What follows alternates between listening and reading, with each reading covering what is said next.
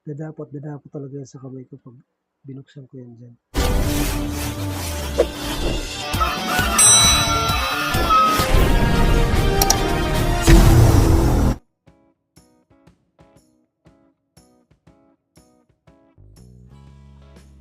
May manok ako dito na napaka ganda alagaan niya.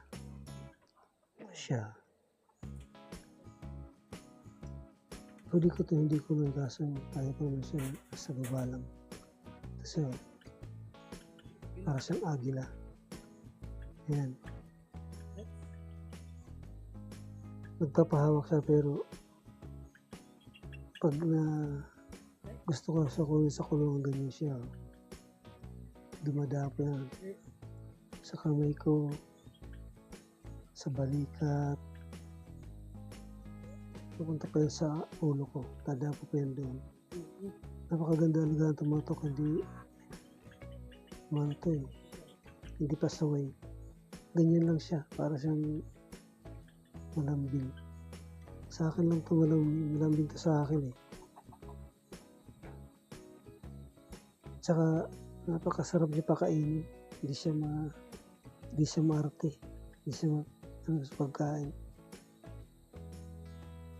Pero hindi ko pa ito pinapakain ng pagkain. Integral pa lang siya. Integrato na siya ngayon kasi ano na ito eh, 1 month and 1 week na yata ganun. 1 month and 1 week na ito mahigit eh. Nasa ano pa lang ito, wala pa ito 40 days eh. Maganda kasi pakain ito man, sisiw na ito. Hindi siya namimili talaga ng pagkain kahit ano ipakain. Hindi siya pinapakain ko ng pang ano na eh. Pang 3 months na, pang 4 months. Try ko lang kasi kinakain niya talaga. Kaya integral lang muna pinapakain ko dito ngayon. Napakabait niya nito. Hindi siya ganang mailap. Hindi ko lang talaga siya binababa sa lupa. Kasi ayaw ko siya magkaroon ng sakit. Lalo na minsan yung ulan na. Hindi lang siya sa taas. Nasa taas lang siya. Napakatakaw ito kapakainin. Malulugi ka dito eh kung pakainin mo lang ito ng pakakainin. Pag nabusog na titigil yan. Maya babalikan na naman yung pagkain niya pag mayroon pa tira. Kaya pinapakain ko ito ano yan.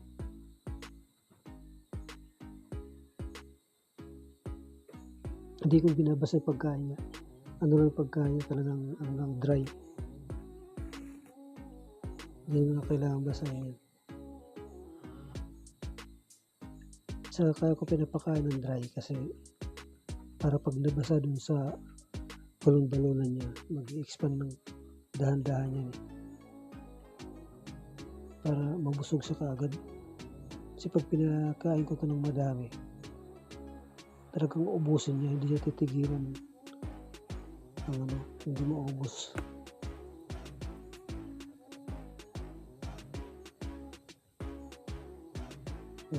Mahirap naman kung ma-impatso siya. Kaya pakain ko ito, hindi ko madamihan na may ano lang ako parang sa scoop ng gatas.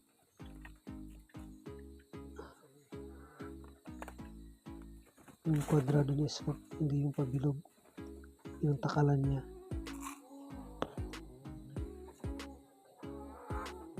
Kaya siguro ito naging ano sa akin, naging amo sa akin kasi dalawa to sila nung incubator ko. Yung isa hindi mabuhay kasi hindi ko siya pinakialaman talaga na para ilabas. Gusto ko maging natural ba yung ano niya, paglabas niya dun sa itlog yung incubator ko. Kaso lang yung magdidesisyon na ako na ilabas na siya, wala na nga. Parang na siya. hindi na siya nabuhay dahil nalit na ako eh. Dahil nagpalipas ako ng mga magdamag. Baka ako maaligoy yung itlog niya mabiyak ba. Dahil ito, nabiyak lang to ng kusa niya eh. Yung incubator ko to. Lumabas lang siya eh. Yung pala, pwede mo pala yung itlog. Pwede mo pala siyang pakialaman talaga. Dahan-dahanin mo lang siyang bibiyak. Babasagin mo itlog, dahan-dahanin mo lang siyang bibiyakin. Pwede mo pala gawin yun, kaso hindi ko ginawa. Late na ng desisyon ko na ilabas sila sa loob ng sa shell ng itlog niya. Kaya wala na, hindi ko na naabutan, namatay na. Ito na lang ko. Nilagaan ko to ng ilagaan talaga na mabuhay siya. Kasi mag-isa lang siya eh. Ang una ng mga tatlong gabi yata ito, maingay dyan sa pinaglalagyan ng kulungan niya. Sarili niya ka lang kasi siguro mga 3 days o 3 night yata maingay siya. Kasi nung una ito mayroon ito ng kulungan maliit eh. Kaya lagi ko itong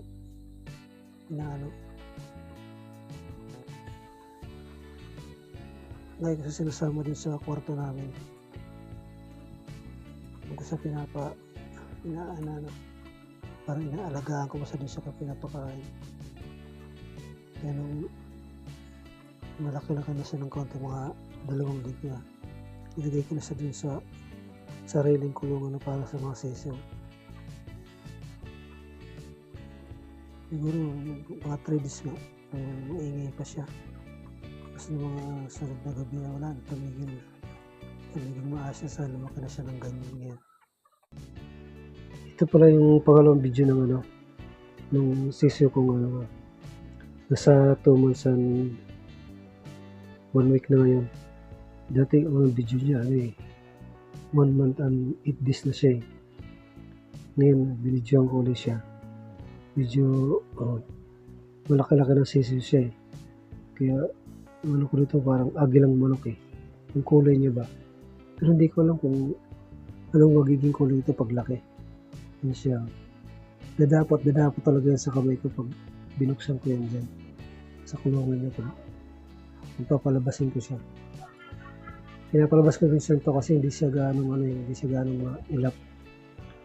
Pag nabitiyan mo siya dyan sa baba sa lupa, hindi siya tatakbo talaga, hindi siya yung lalalo. Pwede mo kagad siya kunin, hindi ka tulad ng ibang sisiko rito. Parang mananak mo, parang nagwawala eh. Hindi ko, matagal ko bago mahuli yung iba eh.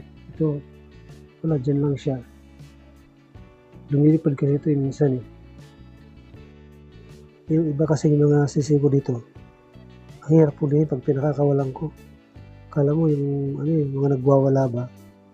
Kaya pag hinuhuli ko sa para ibalik sa kulungan, ang tagal na maghabulan bago ko sila mahuli. Hindi katulad dito, pag bitiwan ko lang siya dyan sandali, hindi na ako nahirapan na ibalik siya sa kulungan.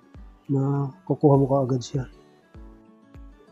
Ayaw ko na rin magpakawala rito ng manok na kasi yung pinakawalan kong manok na babae, may lahi kasi yung mga manok na inaalagaan dito eh. Texas pa naman yun. Akala ko wala nang magnanakaw dito sa loob ng subdivision na to. Pala meron din palang naninira dito ng manok. Hindi ko naman kasi nakita eh. May iba kasi nag-aalaga dito ng manok eh. Kaya kung magbibinta ka ng iba, wala naman nakakapasok dito para manguha ng manok. Kaya nang mawalaan, sabi ko, hindi ko na bibitaw yung manok ko rito para pakawalan. Kasi nakawala eh. Ninakaw eh.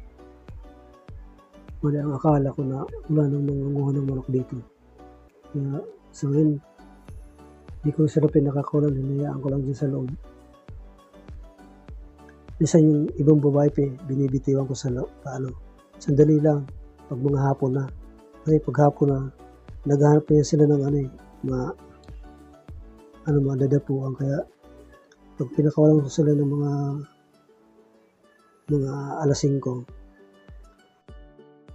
hindi ko rin alam kung anong lahi ng tatay nito, kung anong bloodline niya. Kasi binigay ng tatay nito yung sa anak ko, nagpunta sila ng Batangas. Hindi ko alam kung anong bloodline ng lahi nito, Texas kasi siya. Kaya hanggang ngayon, hindi ko pa maano kung anong lahi talaga niya. Basta ang sabi sa akin, Texas yan. Ang taas ng tatay ito, ang laki. At saka ang ganda ng katawan nito bilugan siya. Yung ibang sisi ko kasi dito, ang hirap pakainin. Minsan pag binibigyan mo sila ng pagkain, kinabukasan iba na naman ang nila. Yung panlasa ba nila sa pagkain, iba na naman ang ibibigay mo. Kaya marami akong binibili na iba-ibang pagkain. 4 na klaseng pagkain ang binibili ko para kung magsama man sila dun sa isang papakain ko sa kanila, binibigyan ko na naman iba. Napakahirap din magpakain ng manok, lalo na pag maselan. Siyempre pwede din sila pakakainin. Mas lalo sila mangangayayat, lalo na kung payat na. Kaya tiyaga-tiyaga din pagpapakain talaga ng manok.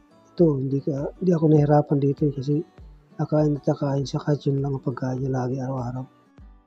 Pinapainom ko na rin siya ng vitamin yung tablet lang. Para lumakas siya. Hindi siya magkaroon ng hindi siya masyado dapuan ng sakit. Kasi lalo na medyo ulan na. Kaya kailangan painumin siya ng katapanan ng tablet. Kahit 2 months pa lang siya mahigit. Iba naman pinapainom ko yung ibang mga sisiyo dito na nasa 4 months, 5 months na. Pinapainom ko rin sila. Katapahan, malakas talaga kumain yan. Kaya binabantayan ko din pag pinapakain ko, hindi ko pinasosobrahan. Kasi minsan binibigyan ko yan pag mga 2:00 na, binibigyan ko rin sila pang merenda niya.